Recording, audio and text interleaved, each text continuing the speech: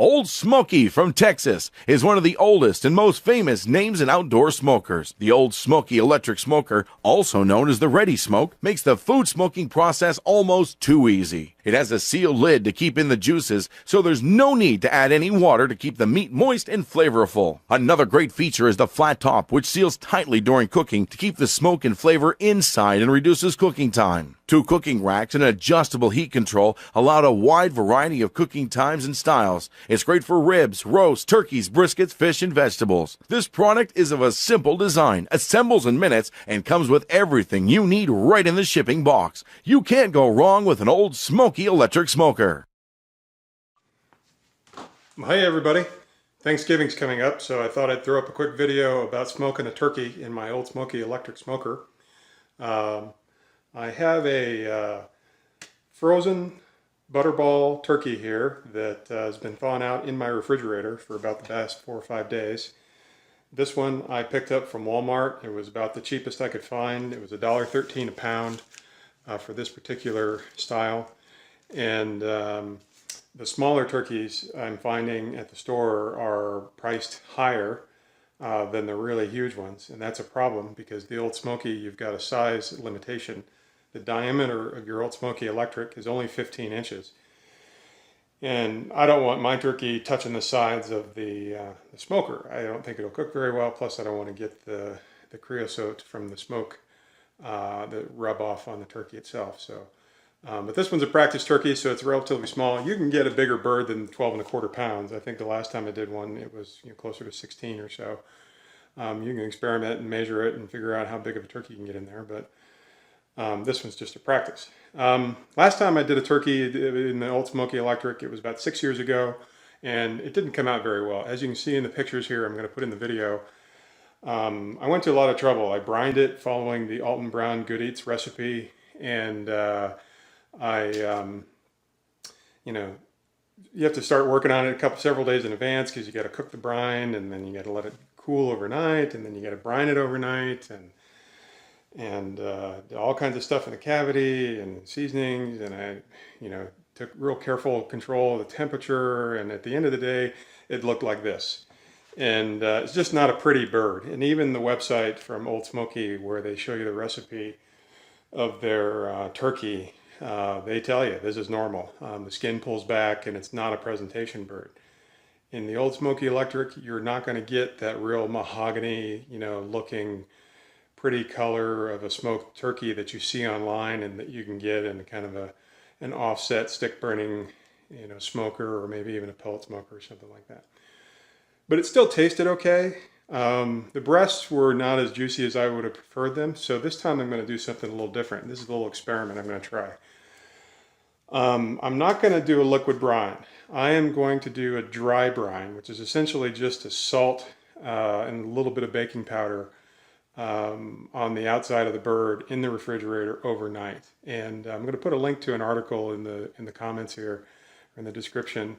A guy named Kenji Lopez has a nice article about dry brining versus liquid brining and why dry brining is preferable, and I'll let you read that about it. But I was convinced, and I want to try something different. And the other reason is that because moisture is such an issue in the Old Smokey Electric, I figured dry brining might be ideal. However, I am going to inject the breasts and maybe the drumsticks a little bit with a real simple injection brine. I'm going to mix up a little bit of this turkey stock. I found this at the store. It's just turkey bouillon. If you can't find turkey bouillon, chicken will work just as well, I'm sure. I found this one at Whole Foods, which is a place I don't normally shop at, but what the hell, sometimes you got to shop at Whole Foods. So I'm going to mix up a little bit of this and melt some butter in the microwave, and and just do an injection in the breast and the legs. Then I'm going to do the dry brine with the kosher salt and baking powder. I'm going to put it cover it loosely with plastic wrap and stick it in the fridge overnight, and then tomorrow I will put it in my Old Smokey Electric. So right now I'm going to get this unpackaged and rinsed off and get all the giblets and neck and all that stuff out of the cavity, and then I'll show you the injection. So be right back. Okay, we've got the turkey out of the package that came in, and we've got it rinsed off under some cold water and patted it dry with paper towels. And we're all set to do the injection and put the dry brine on before we stick it in the fridge. I went ahead and mixed up our brine. I went ahead and just used a whole stick of butter and melted it. And then using that turkey base, better than bouillon I told you about, I mixed up about a cup of water and about a teaspoon of that stuff and warmed up in the microwave. Now, in the interest of food safety, you're going to want to chill this down as much as possible before injecting it, and that's what I did. I put an ice cube in here, and then I also have had it in the fridge for a while. In retrospect, I probably should have used less butter because, you know, obviously you can't chill it down completely because the butter coagulates and then you can't really inject it. So I had considered doctoring this up a little bit with some spices, maybe a little, you know, chili powder or cayenne pepper or hot sauce or, I don't know, garlic. I thought about that, but now that I taste it, let me tell you, you don't need it. This tastes divine. It's really good. And I think this is going to make a fantastic turkey. So I didn't put anything else in here. This is just butter and some of that turkey base that I mixed up. I think I made it a little stronger than what the directions on the bottle call for. But it was just when I tasted it, it tasted a little bland and I wanted stronger. So on to the injection.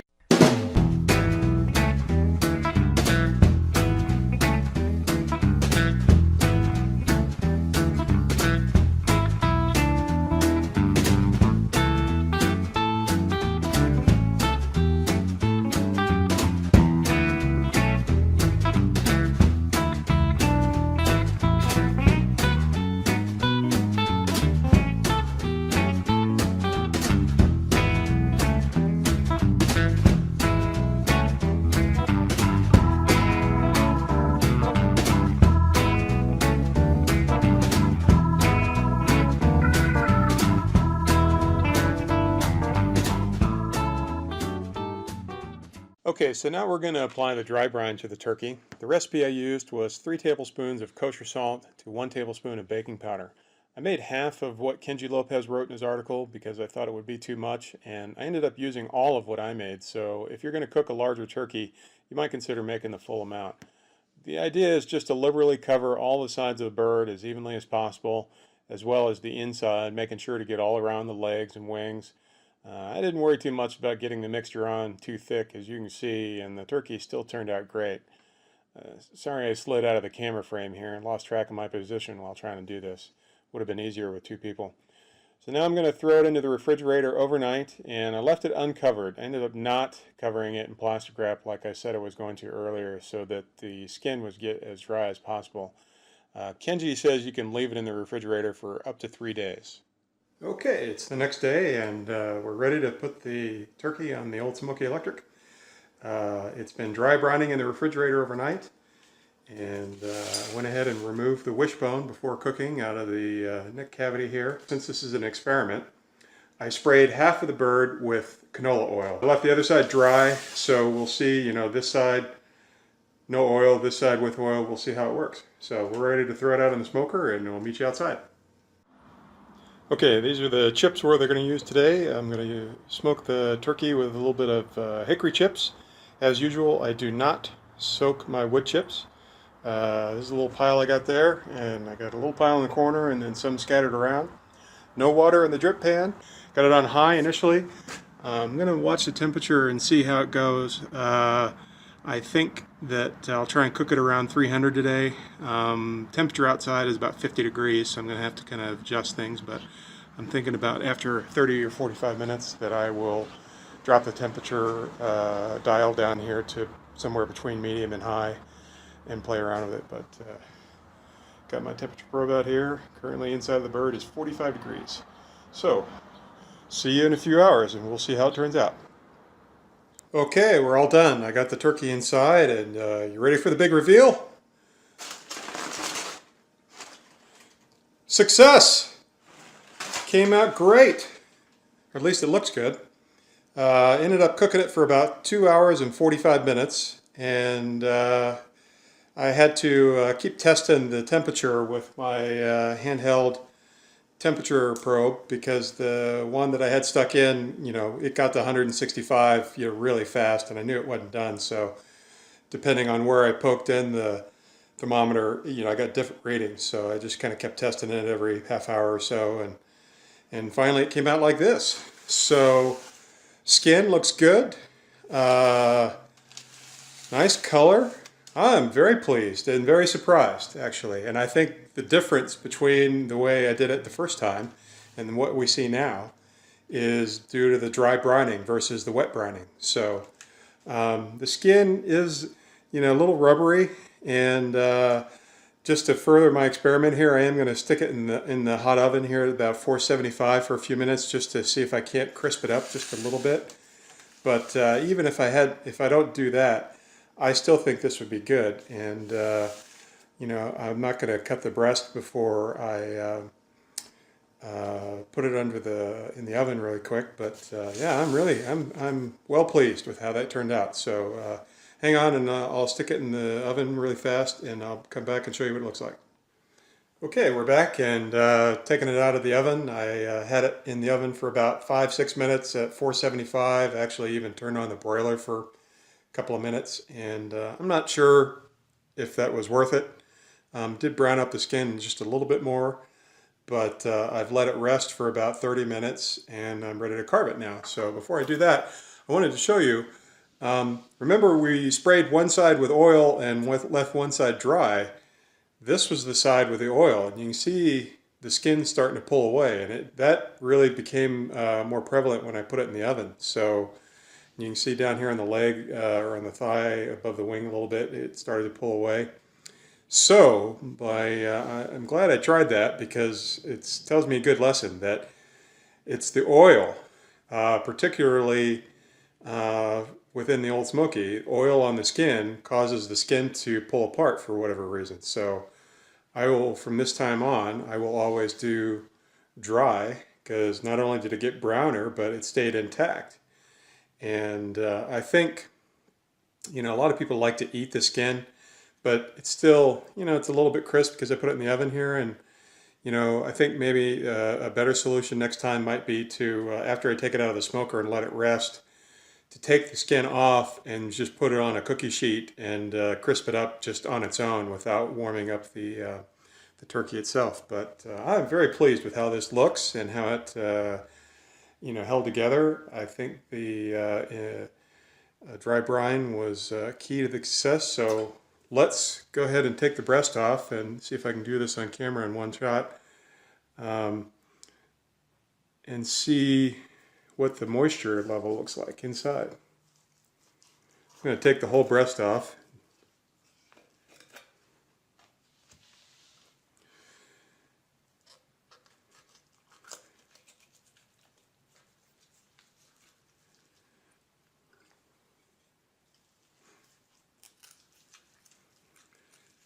This is another reason you practice.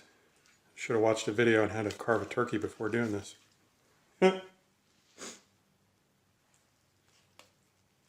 So far, though, I think it's gonna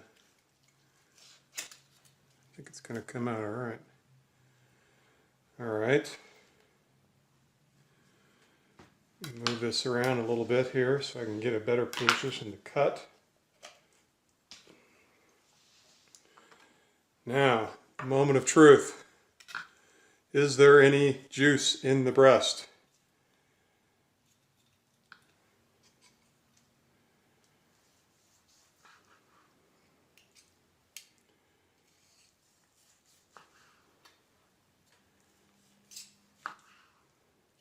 That's looking pretty good. That's looking really good.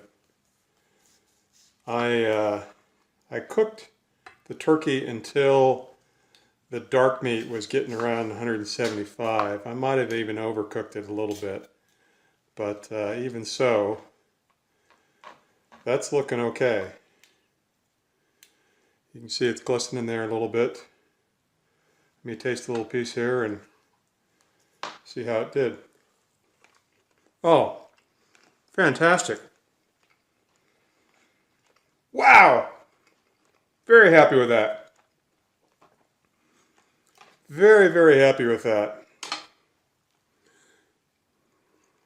Very moist. It's almost the consistency of what you would get like a deli turkey or something like that. You know, real moist. Oh, wow. Absolute success. Very happy. So, to recap what we did, sorry, I'm chewing in your ear here. We let the turkey thaw out in the refrigerator for 4 or 5 days, and then we did an injection with the turkey bouillon and melted butter. And then one of the notes I made is to use less melted butter next time so that it didn't coagulate so much. And we injected it in the breast and a little bit in the legs. And then we did a dry brine with kosher salt and baking powder overnight. And according to Kenji Lopez on his article, you can do that for up to 3 days. And I think next time I do this, I might do it for at least 2 days just to see how it turns out. And then I did it in the Old Smokey. I did it on high. I left it on high pretty much the whole time. I did turn it down a little bit, but once I started to see that it was taking a little bit longer, I went and put it back up at high. Now, your mileage may vary on that particular setting. It was 50 degrees today here where I'm at, and that might have made it, so that I had to keep it on high. You know, if it's warmer where you're at when you do a turkey, you might want to turn it down a little bit. I never quite got to 300. I think the warmest according to my thermometer, the warmest it got inside the Old Smokey was about a 275. So, and it took, for this 12¼ pound turkey, it took about 2 hours and 45 minutes. So, but all in all, I think it was a success. Very happy with how that turned out, and definitely learned some new things this time. And anyway, I wish you guys a happy holiday, and if you're going to do a turkey for Thanksgiving on your Old Smokey, good luck. If you have any questions, please put them down in the comments, and I'll answer them as fast as I can. And I'll put the link to Kenji's article and also to the website with where you can buy the syringes if you're into that. And anyway, happy Thanksgiving to you guys, and I'll see you next time.